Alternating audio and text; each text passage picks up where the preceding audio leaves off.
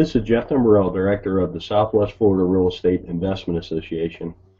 Here to talk about real-world real estate investing part 1. This is going to be the first video in a longer series of videos. This mirrors presentations we have been doing in the Southwest Florida REIA for the last 3 months.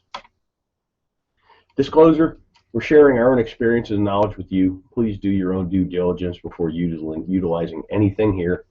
This is not to be construed as investment advice, and you should seek competent counsel before trying this at home. In the past 3 years, we've assisted and advised and had ownership interests in several private equity entities that employed over $14 million in capital in the Florida market, which gave us not only unique insight as to the amount of business we've done, it also gave us some great insight into how institutionalized investors employ capital. Number one key to being successful is to understand what you're there to do. In my opinion, this is the most important thing. There's so many people running around the world. There's a lot of people wanting to run around and try and do real estate investing. They take courses, they read books, they go to meetings, but they really don't know what they're there to do. They really haven't spent that critical time understanding what you're here to do, what's your mission, what's your goals. I mean, without having any goals, it's hard to achieve any goals, if that makes any sense. From our experience, the clearer the plan you have, you will be able to operate with a margin of safety. And that's the key word in this business, the margin of safety, because the ones that survive, last, and grow true wealth are the ones that don't make mistakes or make mistakes that you can recover from. Investing in real estate. Investment is the purchase of an asset or an item with the hope that it will generate income or appreciate in the future and be sold at a higher price. Keyword, the future for investing. So what does that mean? The act of committing capital to an endeavor with the expectation of obtaining an additional income and or profit. That's what investing is. Something I've learned over the years is kind of like a narrative. It's a why in the road when you're talking to somebody that's in real estate. Are they a trader or are they an investor? Investors buy and hold. They get a return from the assets they own. Traders wholesale. Traders fix and flip. Nothing wrong with it. I do it. I've done it in the past. I'm trying to do it again today. I'm doing a marketing campaign as we speak, looking for contracts to wholesale. With that said, it's two different narratives and even two different valuation processes, investor versus trader. You need to recognize the difference between the two. Basic questions for an investor. How much capital are you employing? What's your desired rate of return? When are you going to need this capital back? And then what's your risk tolerance? Those 4 questions are how you determine what you're there to do. Then we'll talk about capital. There's an opportunity cost of capital, and particularly when you're raising capital, which I've been part of some private equity raises, you really need to understand what other opportunities are out there for investors, because generally why would you buy a piece of real estate that pays you 2% a year with all the headaches associated with that, when if you could at the same time own a CD at 5 with none of the headaches. Give you a chart on 10-year T-bills, talk about opportunity cost.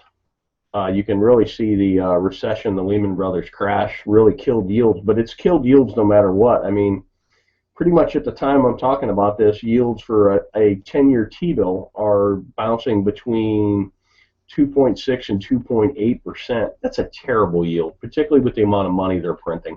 Then you go back 10 years, and this is why investment real estate has become so popular, because it's one of the few places you can get a yield. Here's CD rates from 1984 on, and if you notice, about early 2000s, everybody got excited about real estate, and that's because the CD rates of return just continued to go down. So right now, my God, on a 1-year CD, you're getting not even 1%. That makes real estate attractive, and that's something to watch as well. As CD rates and other rates on financial instruments go up, real estate may not appear as sexy, particularly to an investor who bought in the valley and bought right and has quite a bit of gain on the table.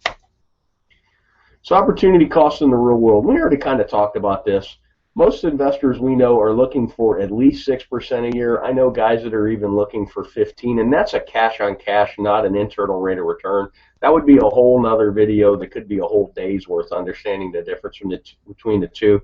But what here I'm talking about is a yearly cash on cash return. And you got to be mindful of unrealistic expectations. I've seen people that have pitched 30% returns, and I've seen investors that are looking for 30% returns. And it's really hard to do. There's a lot of randomness and a lot of happenstance, and you're going to lose a lot more than you're going to win when you're dialing up those kind of deals. Unrealistic returns can lead to bad decision making because you seem to be chasing the golden goose instead of chasing a stable investment that pays you to own it.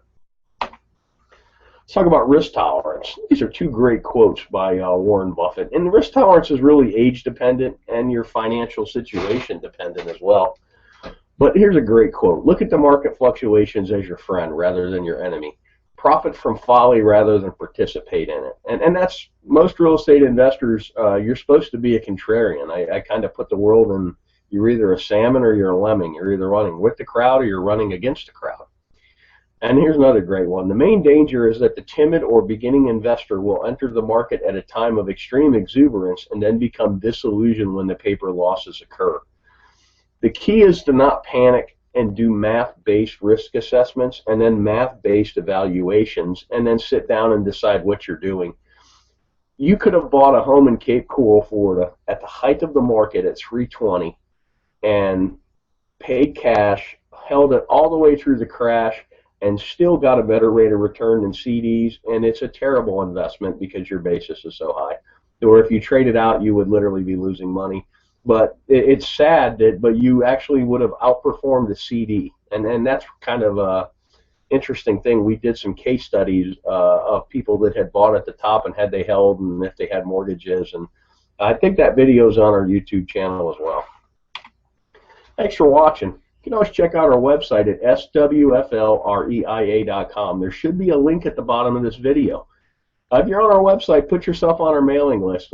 We send out a lot of foreclosure information. We send out our meeting notices, and we also from time to time send out information like this. I hope this information is useful to you, and make it a great day.